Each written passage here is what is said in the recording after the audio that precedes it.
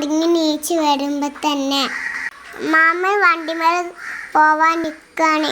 മാമനോട് പറഞ്ഞ് രേസിപ്പി വാങ്ങാന്. എനിക്ക് രേസിപ്പി നല്ല ഇഷ്ടാണ്. മാമന് കൊണ്ടുവരാൻ പറഞ്ഞപ്പോ നല്ല സന്തോഷായി. പിന്നെ ഞാൻ എൻ്റെ മുറ്റത്തേക്ക് എൻ്റെ കുടയിട്ട് പോയതാണ്.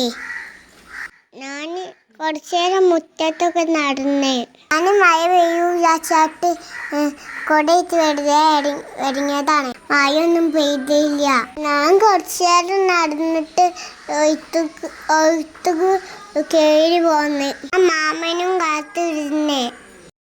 മാമൻ ഏതായാലും കാത്തിരുന്ന് വന്നേ.